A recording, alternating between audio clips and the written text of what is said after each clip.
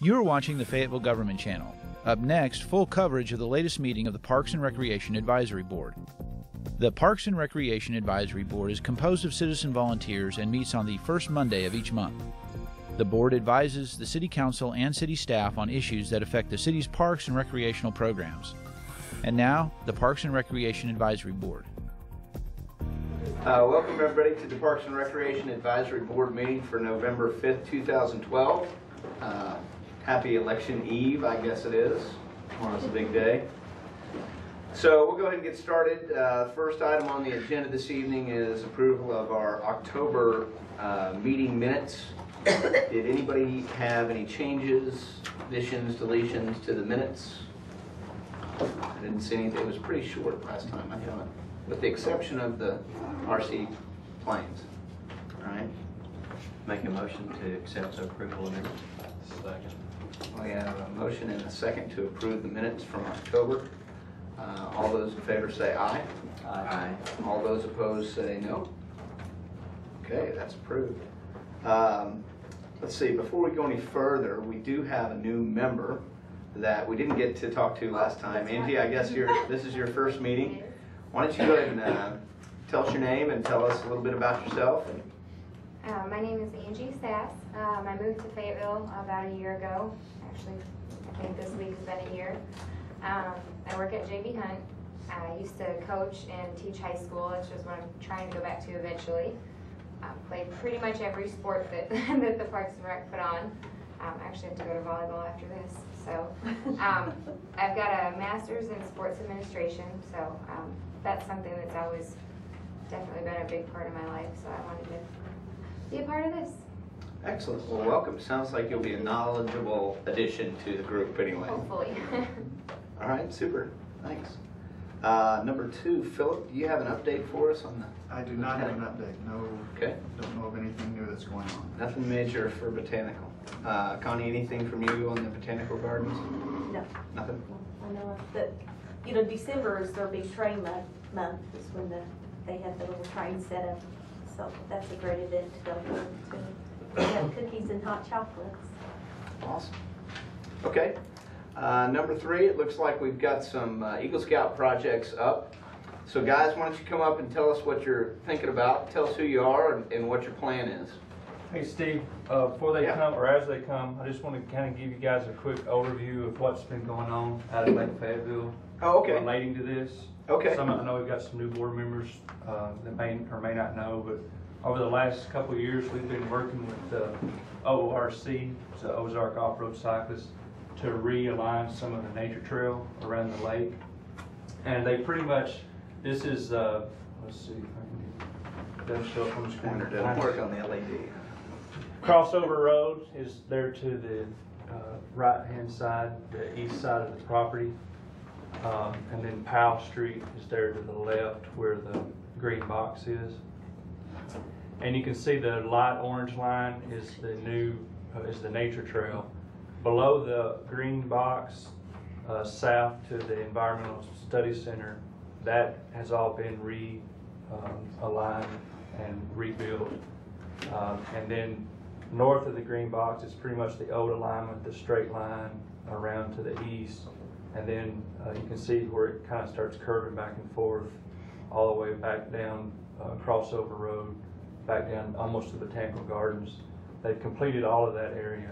One significant gap that needs to be addressed, which these guys are going to speak to, is the area where the green box is. This is kind of exploded view of that. You can see the existing alignment is the yellow line. The new approximate alignment is the green line. And this area gets really wet during the wintertime. And so part of what they're going to do is with the new alignments, a new bridge and the boardwalk area.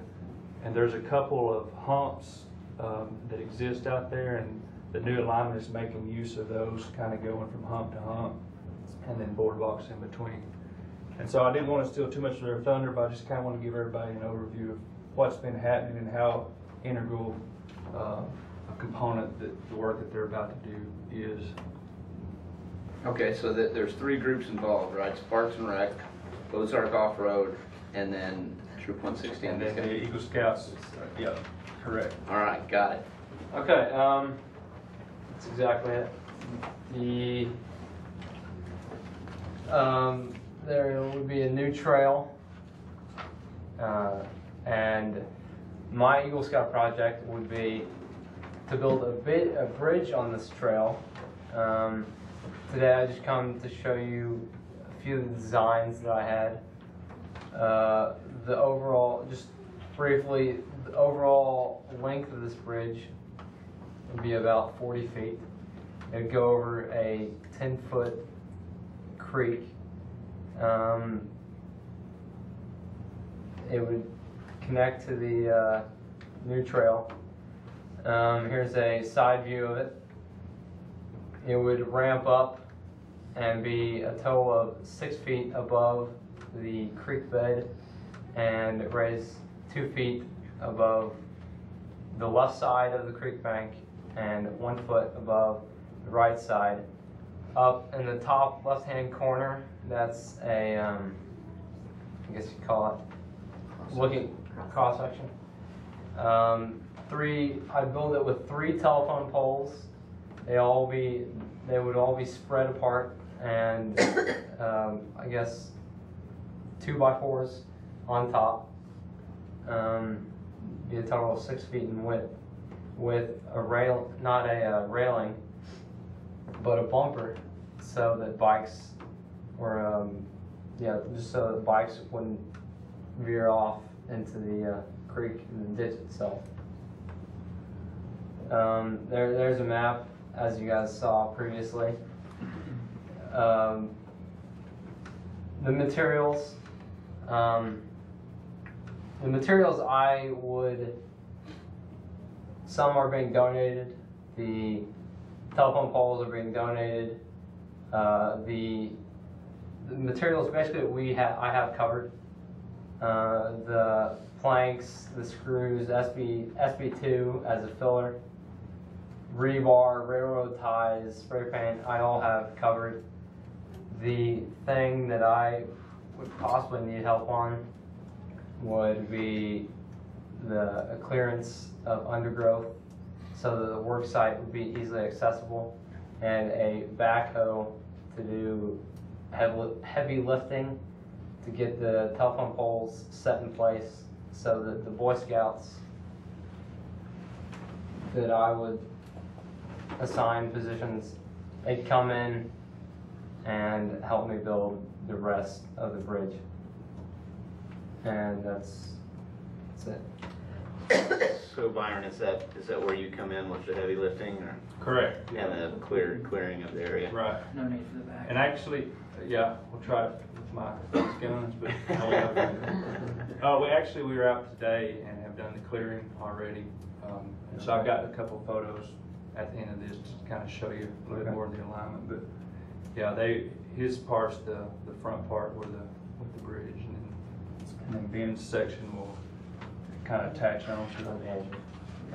This design is good with you guys on the Parks Department as far as how it's built and everything. Yeah, and we'll work with them throughout the construction process to make sure everything's up to standards. Okay. That kind of design is pretty low maintenance on there. Mm-hmm. Yeah, they're using all treated materials, so. Treated oak, is it? All right, I got a question about, back to the cross section. Mm-hmm.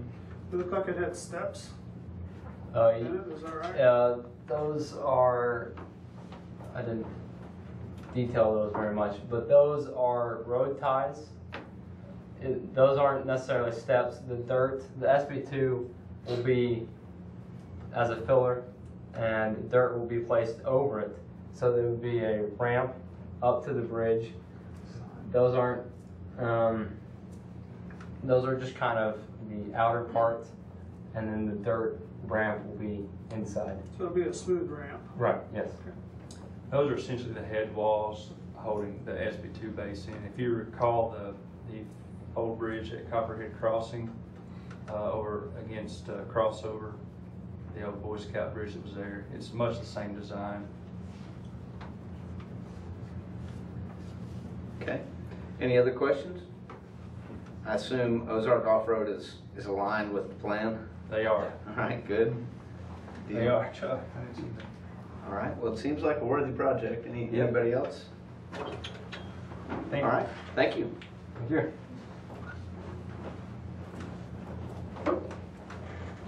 All right, Ben, your turn. Okay. So my part of the project is the boardwalk that's leading up to the trail. Can you go forward a slide? And so we've got the trail running down here, and I have the very beginning part. So I'm almost up there, and I start, there's a hill here, runs down across the trail, and there's another hill down here.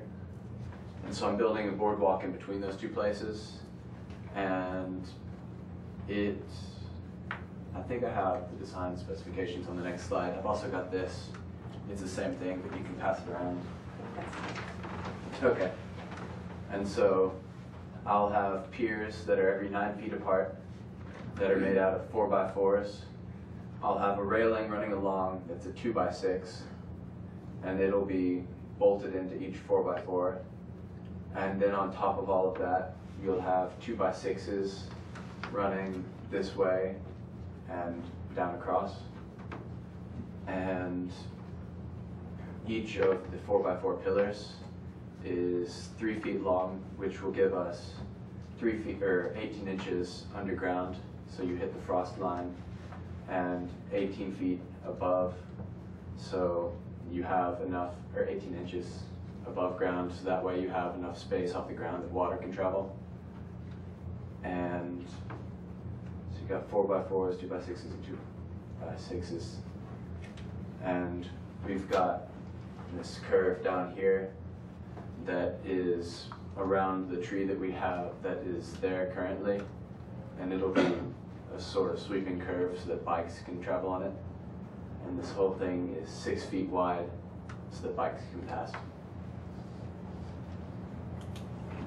And here's my budget. I've got the boards for the sides, the top, boards for the pillars, the inches and the bolts.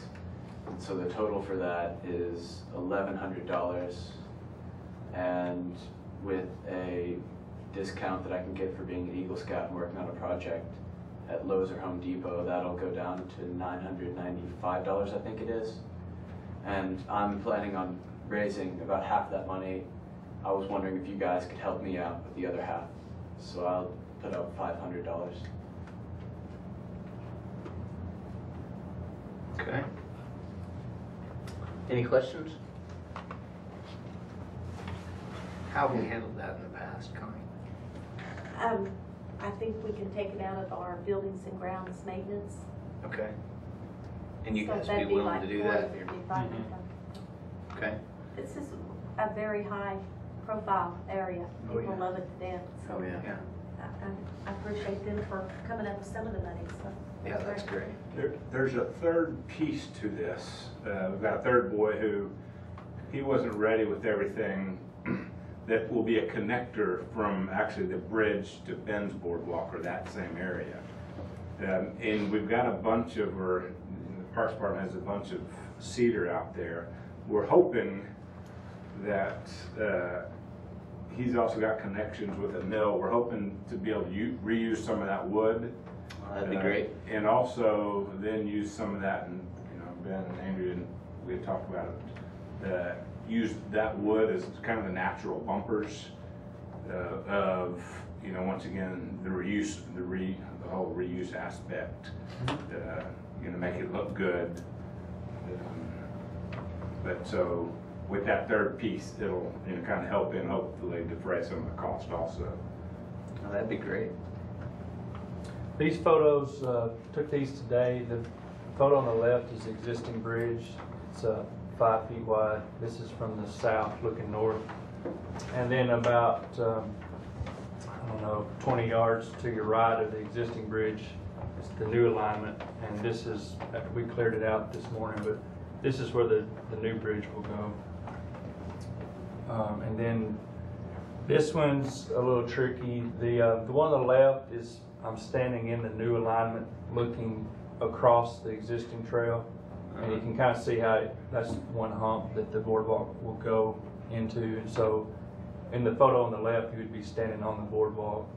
In the photo on the right, I'm just to the left of there. I'm on the existing trail looking across. And on the existing trail, this is the area that gets extremely wet. You can see the kind of erosion in the roots of stuck up there. So just to kind of give you a perspective of the area. But that the new trail corridor has been cleared, and so we're ready to move forward.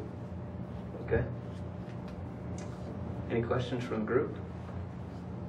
Do you all have a deadline date or a birthday coming up that you No. gotta have it done by? Birthday. Anybody turning 18 soon? No, so a couple answers to that. I'm going to help them with that. One is they've got to get a signature to start. And so there's going to be a little delay. They've got to send it up to the council to then have them say, okay, we approve the project. But I think, certainly to be done before the spring season gets in is a goal, especially with the holiday and kids at home during Thanksgiving and Christmas work days when they plan to get going. Okay, super. Well, it sounds like you guys have things lined out, and I think based on the comments, everybody's supportive here. We certainly appreciate the matching donation and all the work and labor hours that you guys are going to put in on it.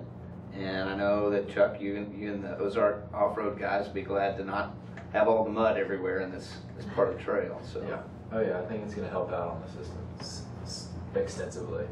Good. So good, super. Okay. Well, if there's nothing else, do we need to vote to approve that or anything, Connie? Or is we just? It would probably be good that we, vote up, pinning up on their getting the donation or part of that donated up to about $450, $500. Is that two votes? Is that right? that's correct. I think we can just do this with one. Don't you? All I need is a motion. Make a motion to approve the project as presented. Second.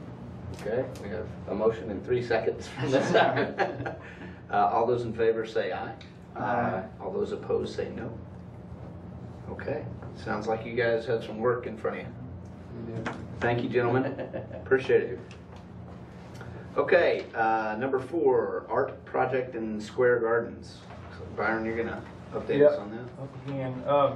Roxanne Worthy, our horticulturist at the Square Gardens, approached me. If you've been up on the square, you've noticed that there's some electrical boxes in the interior of the square that supply our power for the lights of the Ozark. This is an example on the northwest corner of the square. There's actually 3 boxes here. 2 of them are mounted back to back, and then you can see the third one there, kind of mounted in an L shape. On the southwest corner of the square, you can see this box, and then on the south side of the square. And so all these boxes are in locations that are kind of difficult to screen and hide with plant material. And what she's proposed, she's worked with a local artist on painting images, paintings on these boxes. I can pass these around. These are actually painted by the artist on a much smaller scale, but the idea is that they're somewhat neutral colors. They're images of insects that are beneficial to the garden in some form. And here on the screen I've got them matched up with the boxes that they'll go on. This is a northwest corner.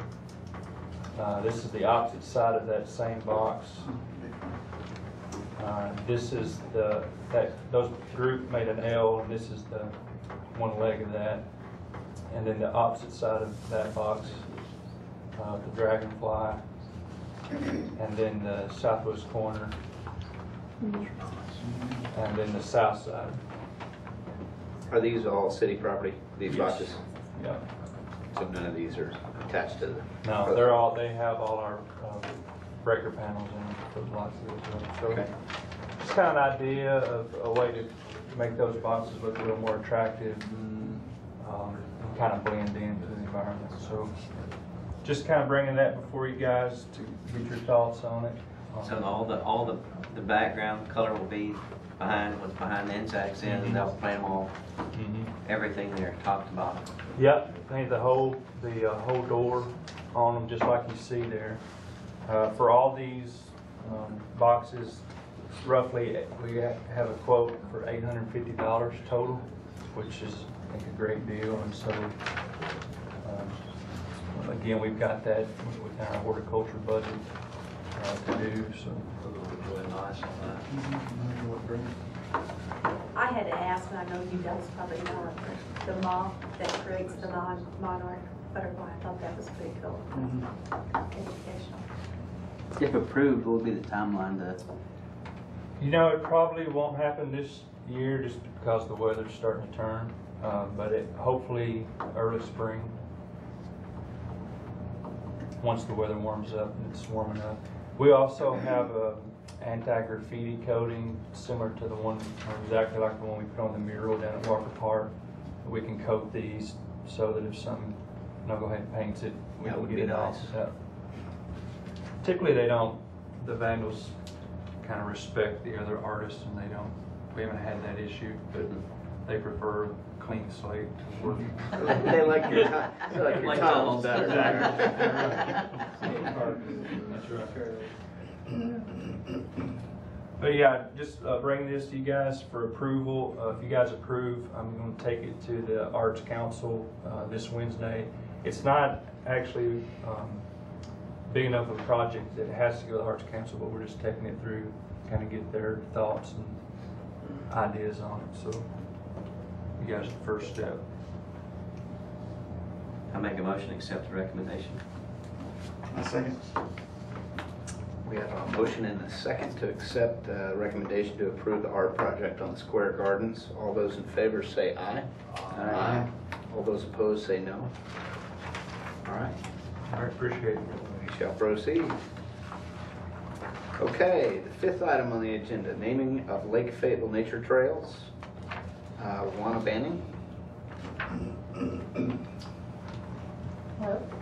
All right, we have a few trails that we use every day with our students at the study center. And I've been speaking with Chief Curry and Chief Good of the Fayetteville Fire Department about just how to expedite responses to, in case of an emergency. We want to be able to tell them exactly where we are and get them out there pretty quickly. So we have a map that's attached to the agenda. There are there are 4 trails we have proposed names for, and we just want to know if we could get that approved so we could share that information with the fire department and central EMS, so that if we have to call in the dispatcher, we know exactly where to send them. So Lakeside Trail, Hilltop Trail, Old Field Trail, Wagon Wheel Cutoff, and Spring Trail, those are the ones? Mm-hmm. Minus the spring trail. It's closed, so we were going to take that off the map. It's Okay. Is that what y'all commonly refer to them now? Mm-hmm. I mean, so it's not a new name, just kind of like you Well, call it. actually, we've been saying like, oh, the trail by the old field, so we, Yeah. So now we just thought we'd officially call that. Go ahead and formalize it. Would you guys put signs on the trails to denote that, or would you just make sure that the authorities knew which? We just worked with the authorities. Okay. We'd probably put it on our big kiosk. Yeah. We're redoing the Lake Fayetteville trail maps now that we're going to have the entire loop around it. Yeah, Allison's been working on I think it would be important for the trail runners to know what the name of the trails that they're on, so if they do have to make a phone call, they'll be able to say where they are. So I think that would be, whether we just put it on the kiosk or mark each trail that you're now entering, Lakeside Trail or whatever. I think That sounds like a good idea. Yeah. Just a small sign at the beginning of each of the ends of those particular sections, maybe. Yes. I know it's additional cost, but that's a good point.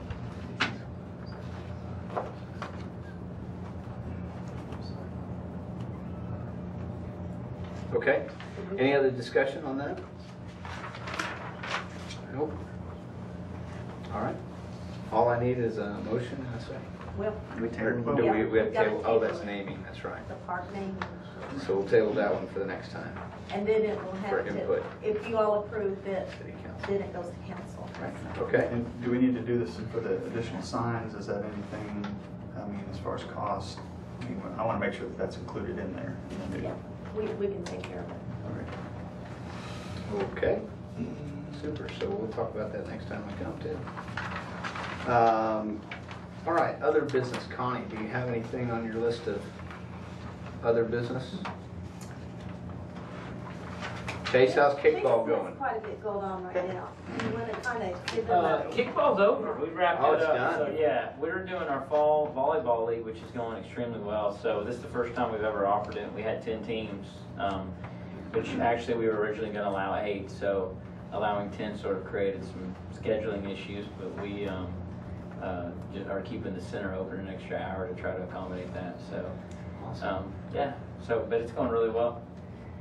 And then we've got at the YRCC next week, we're doing a Sweet 16 bash to celebrate 16 years of service. So originally opened in '96, and so everyone's welcome to come out to that in the community. We're just going to have different stations, very family-friendly event. So we'll have we have a little homemade skee ball station, and we'll do a basketball shoot station, football throw, soccer kick, just all kinds of activities for families. We'll have a birthday cake.